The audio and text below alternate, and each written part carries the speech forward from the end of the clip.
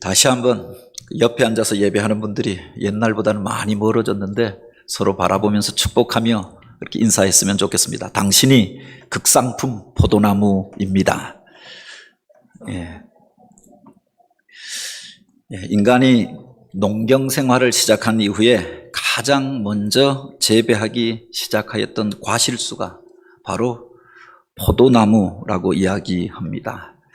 창세기 9장에 보면은 대홍수 사건 이후에 그 방주에서 나온 노아가 이제 그 황폐하여진 땅을 다시금 개간하면서 그곳에 포도나무를 심었다라고 하는 구절이 나오지요. 그리고 가을철에 그 열매를 거두어서 포도주를 만들어 먹고 또 실수하는 장면이 이어지게 됩니다. 그것이 또 인류의 또 운명이 갈라지게 된 분기점이 되어졌다라고도 이야기합니다.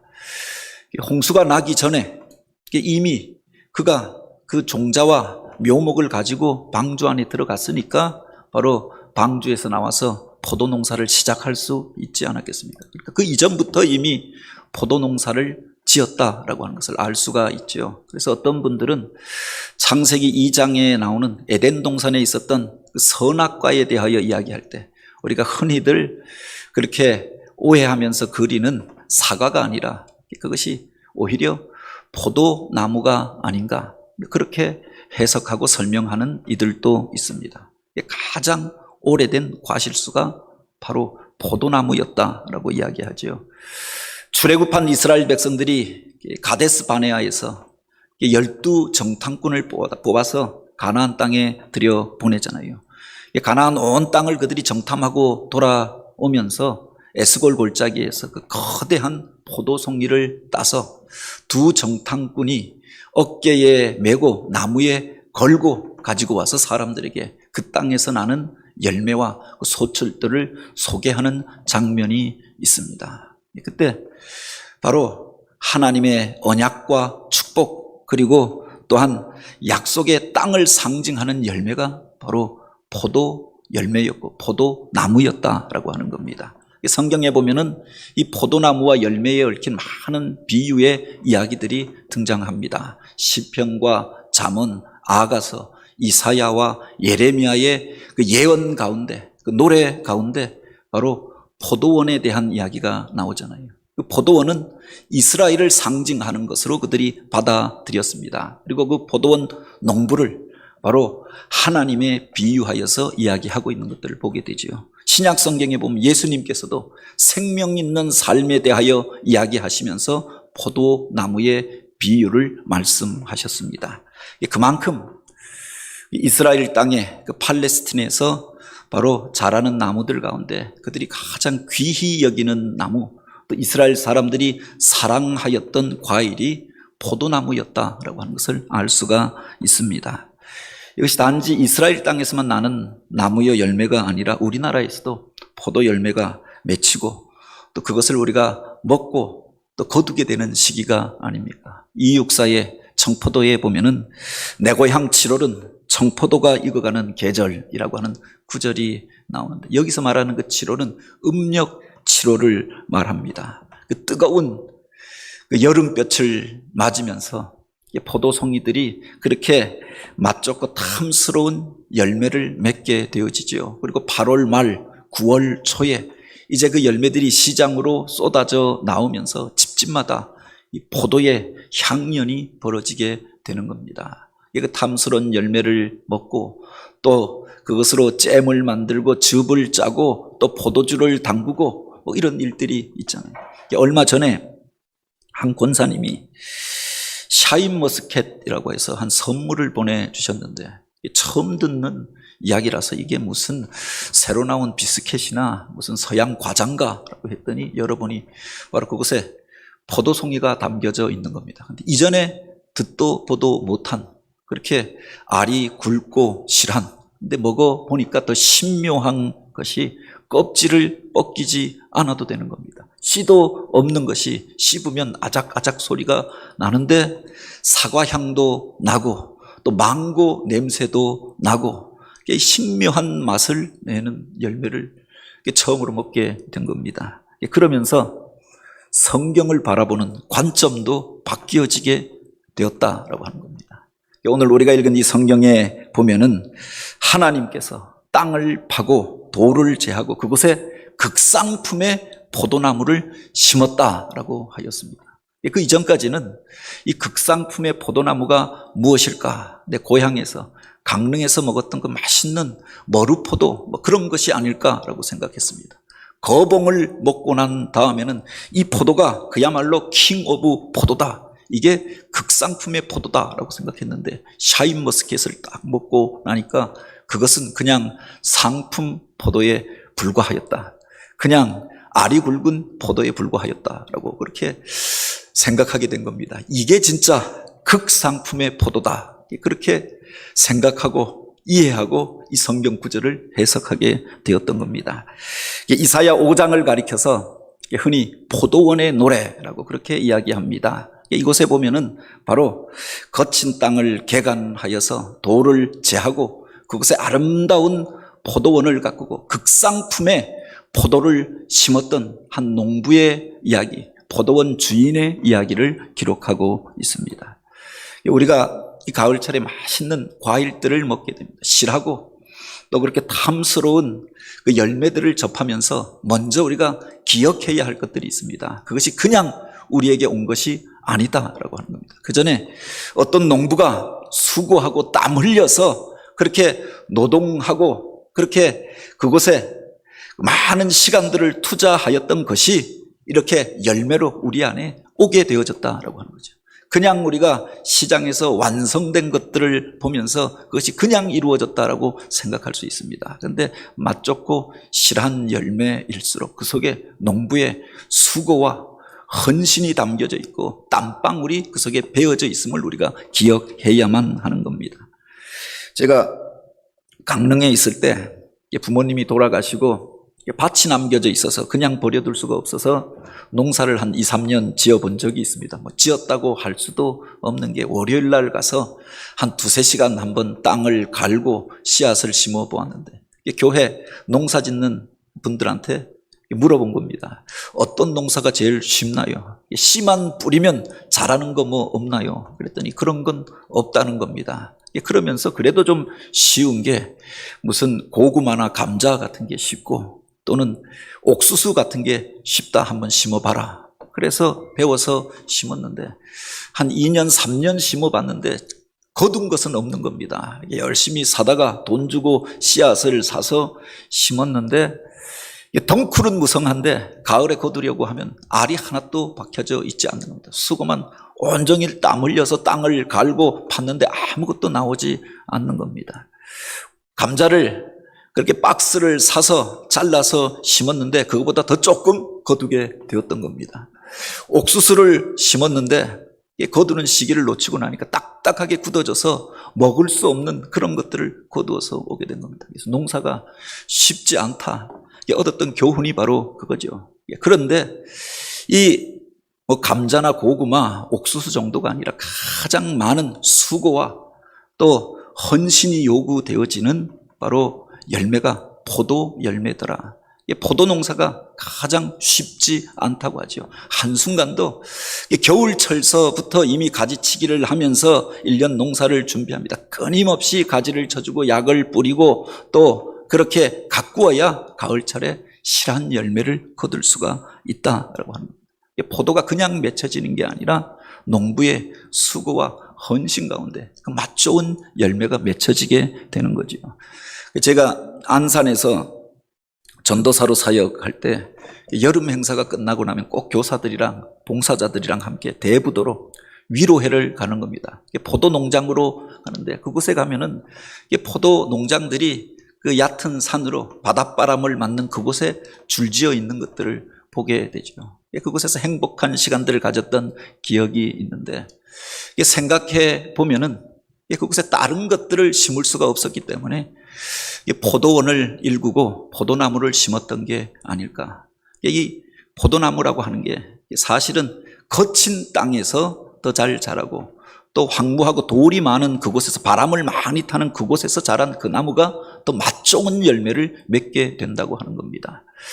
바닷바람을 맞는 그 언덕 옆에다가 다른 것들을 심으면 자라지가 않고 열매를 거둘 수가 없는데 그 땅을 개간하여서 농부가 돌들을 제하고 수고하여서 포도원을 만들었던 겁니다. 그 포도원을 만들기 위하여서는 몇 년에 걸친 수고와 헌신이 요구되어지잖아요. 그런데 그곳에 나무가 한번 뿌리를 박히고 나면 맛 좋고 실한 그 열매들을 맺게 되어지는 겁니다. 오늘 본문에 보면은 내 사랑하는 자의 포도원에 대하여 이야기하며 심히 기름진 산에로다라고 하였습니다.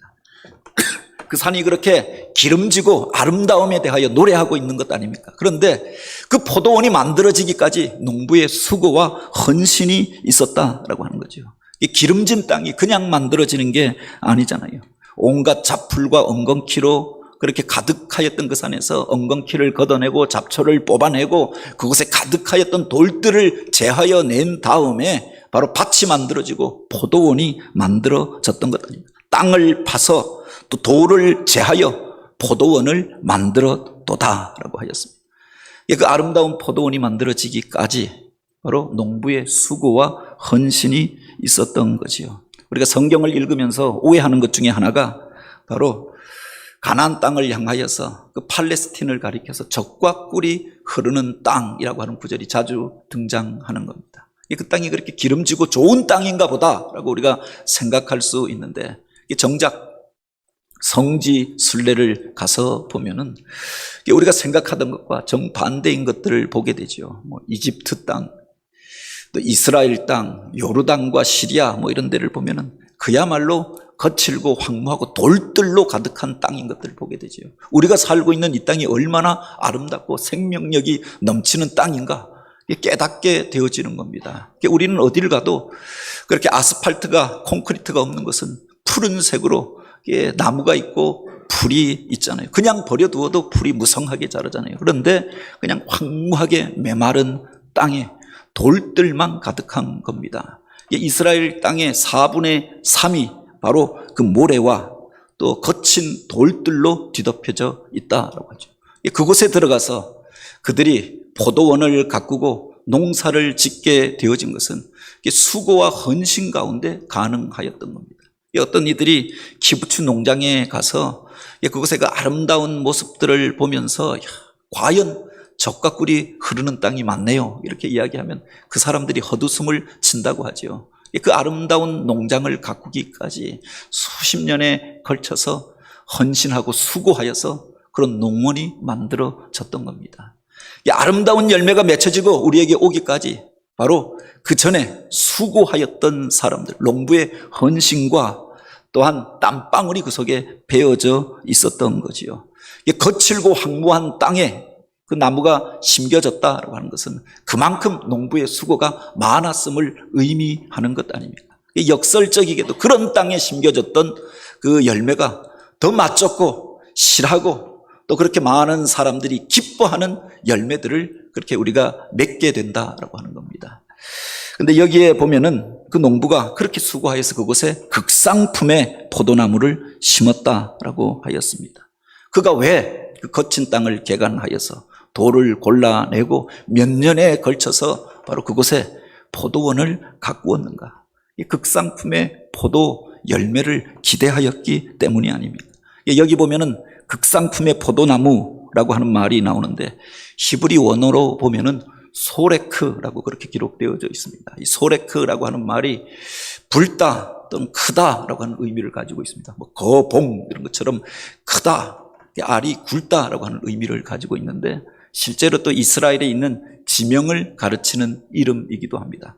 그곳에 땅이 붉고 그곳에서 나는 작물들이 실하고 굵은데 바로 이스라엘 사람들은 포도 열매를 생각할 때 극상품의 그 열매를 이야기할 때 바로 이 소레크 지역을 그곳에서 나는 열매를 생각하였던 겁니다. 바로 이 포도원 주인이 그 농부가 그곳에 땅을 개간하여서 수고하여서 땀을 흘려 바로 농원을 일궜던 이유가 있죠. 그 소레크 열매를 거두기 위하여 맛좋고 실한 극상품의 포도 열매를 기대하면서 그 일을 하였던 겁니다. 농부가 포도원을 그렇게 가꾸는 것은, 포도나무를 심는 것은 그것을 무슨 그 조경용으로 멋지게 보이게 하기 위해서, 정원을 가꾸기 위하여 심는 게 아니잖아요. 관상목으로 보고 그렇게 즐기려고 심는 게 아니다. 그 열매를 기대하며 심는 것 아닙니까? 그 외양을 들여다보면 그 어떤 화려한 모습도 꽃도 향기도 없는 것이 바로 포도나무입니다. 극상품의 포도나무라 할지라도 오히려 더 왜소하고 볼품없고 자랑할 것이 없는 것이 포도나무라고 하는 겁니다.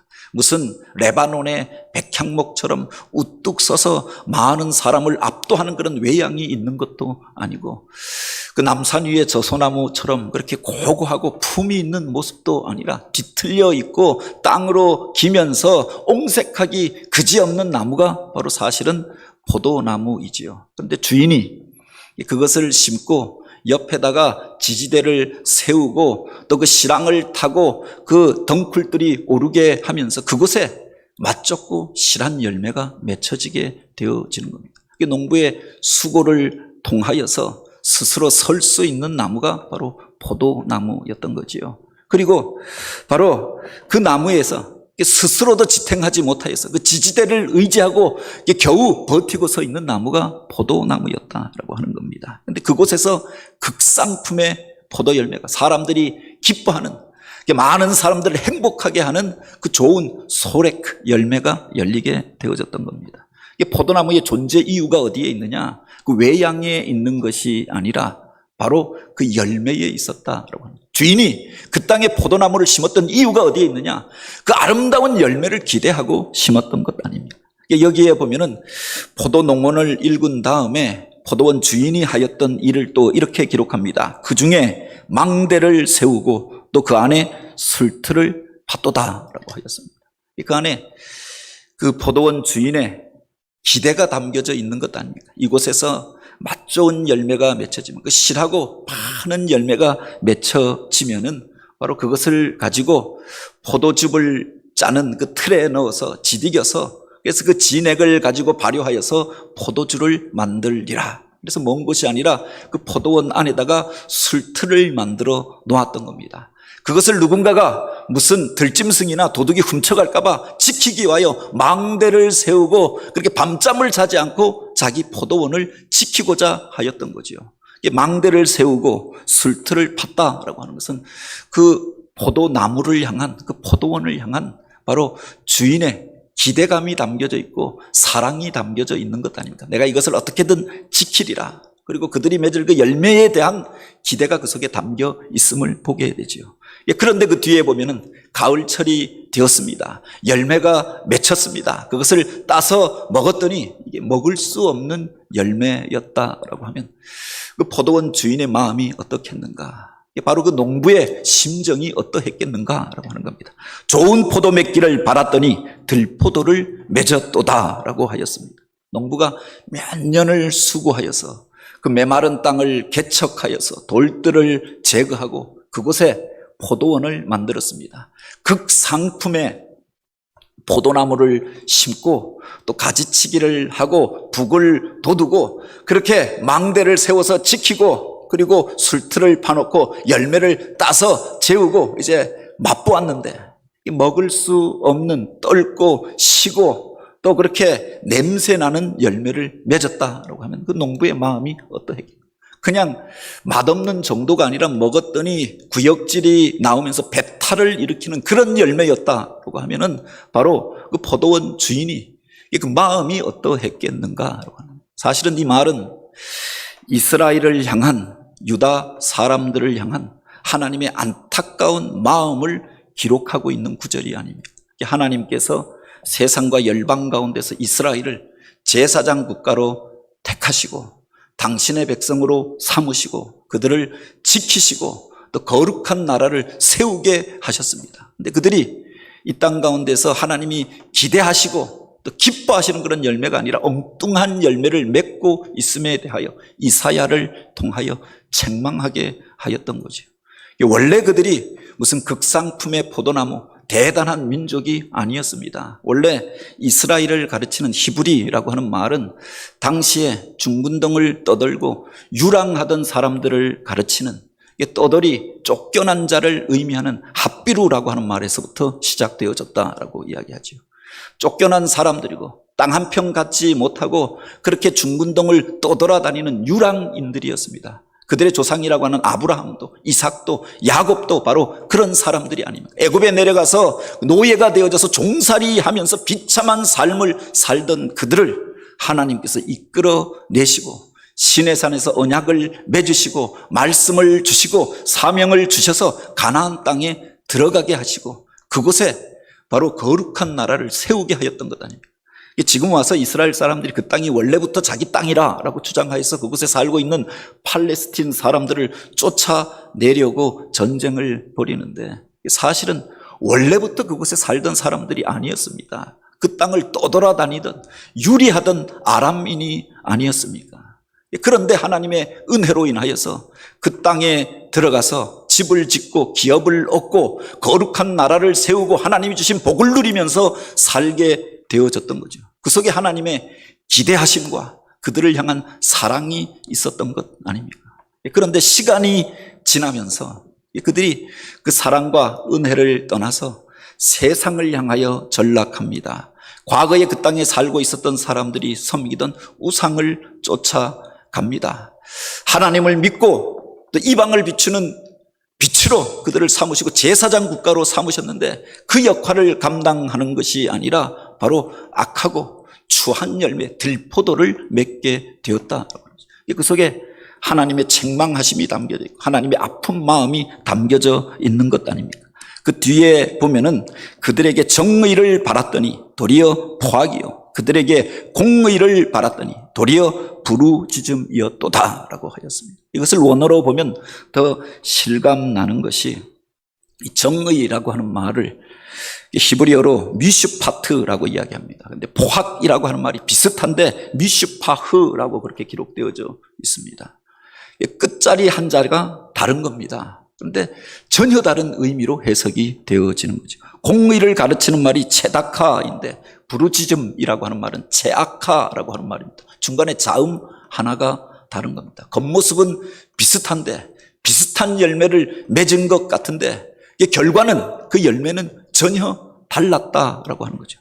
그들을 향하여 미슈파트를 바랐더니 오히려 미슈파흐의 열매를 맺었고 체다카를 바라고 기대하였더니 체아카의 열매를 맺었다라고 합니다. 그 땅에 들어가서 그들이 하나님의 의를 이루고 하나님의 영광을 선포하고 하나님을 섬기는 거룩한 나라를 세우기를 기대하였더니 그곳에 들어가 그들이 맺었던 열매는 포악한 일들, 자기 육신의 정욕을 따라서 자기의 그 욕심을 만족시키는 그런 일들을 행하고 있었던 겁니다. 하나님께서 그들을 통하여 하나님의 법을 따라서 공평을 행하고 이방을 비추는 빛으로 삼고자 하였는데 그들이 그 땅에 살면서 행하였던 것이 공의가 아니라 부르짖음의 일들, 많은 사람들에게 억울함을 끼쳐서 그들이 바로 부르짖고 통곡하게 만들었고 서로를 향하여 부르짖으며 싸우며 쟁투하는 이런 일들을 만들어 내었다라고 하죠.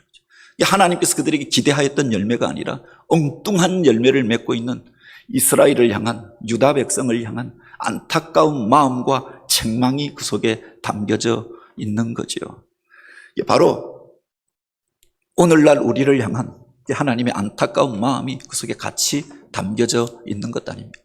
이 땅에 복음이 처음 들어왔을 때 처음 하나님을 믿고 예수를 영접하였던 사람들은 어떤 사람들인가?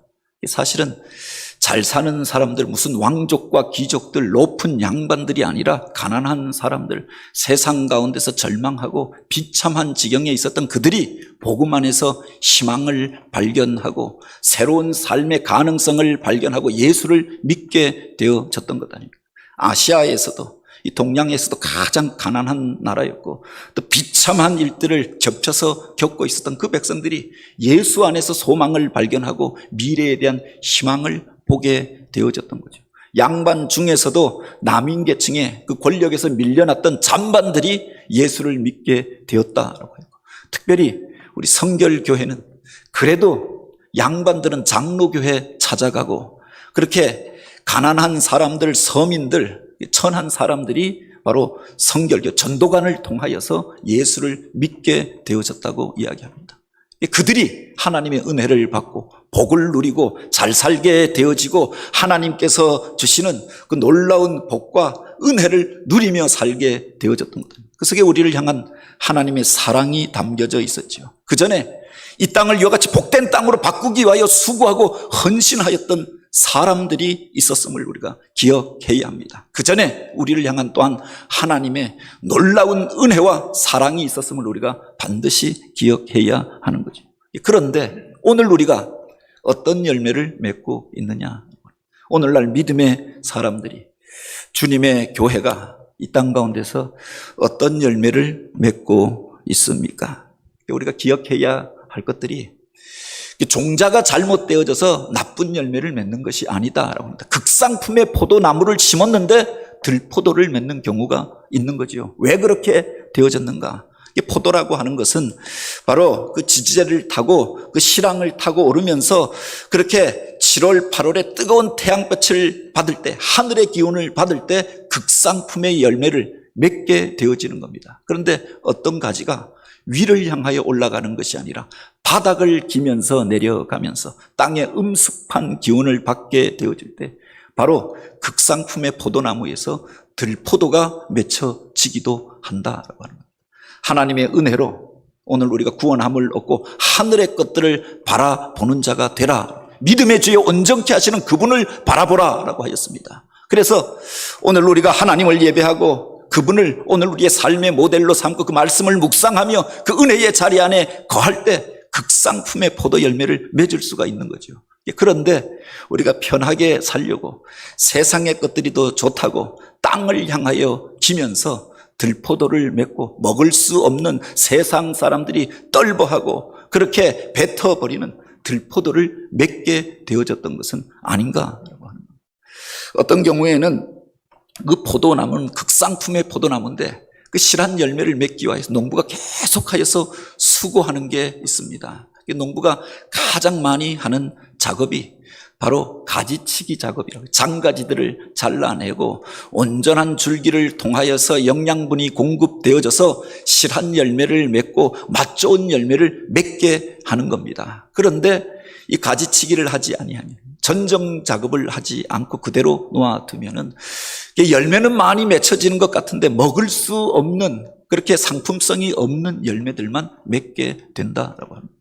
때때로 가지치기를 하는 그런 결단들이 필요한 거죠. 이 세상을 살면서 오늘 우리가 주님께서 이 땅 가운데 그야말로 극상품의 포도나무를 심어 주셨습니다. 우리가 대단하여서가 아니라 우리를 향한 하나님의 놀라운 은혜 가운데 우리를 바로 존귀한 자라 불러주시고 왕 같은 제사장으로 삼으셔서 이곳에 심어 주시지 않았습니까? 이곳에 이 교회가 세워지고 또 믿음의 공동체를 세워주신 것, 그 속에 하나님의 놀라운 은혜가 있었고 또 믿음의 선진들의 또 그 많은 사람들의 수고와 땀방울이 새겨져 있는 거죠. 그런데 오늘 우리가 지금 어떤 열매를 맺고 있는가라고 하는 겁니다. 그 좋은 극상품의 포도나무도 그렇게 가지치기를 어느 순간 멈춰놓고 나면 전해까지 맛 좋은 열매를 맺다가 오늘 들포도를 맺을 수가 있다라고 하는 겁니다. 그 가지가 실황을 타고 위를 향하여 올라가지 아니하고 바닥으로 기기 시작하면은 엉뚱한 열매, 먹을 수 없는 떫은 들포도를 맺을 수가 있다. 오늘 우리는 어떤 열매를 맺고 있습니까? 만물이 열매 맺고 결실하는 계절입니다. 이 포도원의 비유를 통하여서 오늘 우리가 도전을 받게 되길 원합니다. 단지 주님의 은혜만 기억하고 그래서 오늘 우리가 극상품의 포도나무라 자랑하는 것으로 끝나는 게 아니라 오늘 우리가 그 실황을 타고 올라가서 그래서 더욱 모이기에 힘쓰고 주님의 말씀 앞에 우리 자신을 세우며 하늘을 향하여 올라가는, 그래서 하나님이 기대하시는 극상품의 그 아름다운 열매를 맺는 성도들, 그런 교회가 되길 원합니다. 때때로 어떤 경우에는 부수적인 것들을 우리 삶 속에서 잘라내야 할 부분도 있을 것 같습니다. 이 코로나 시대를 통하여서 교회 안에서 본질적인 것이 무엇인가라고 하는 것을 다시금 우리가 생각하게 되어지지요. 교회 안에서 여러 가지 사역도 하고 모임과 친교의 일들이 있었습니다. 그런데 그 장가지들이 칠 수밖에 없는 그런 상황을 우리가 맞이하게 되어졌던 것 아닙니까? 오늘 우리를 살아있게 하고 그 아름다운 열매를 맺게 하는 그 봉가지는 무엇인가? 그 실랑을 타고 올라가서 하나님이 기뻐하시는 거룩하고 아름다운 열매, 맛 좋은 열매, 극상품의 열매를 맺어가는 교회요 성도들이 되어지길 주님의 이름으로 축복합니다.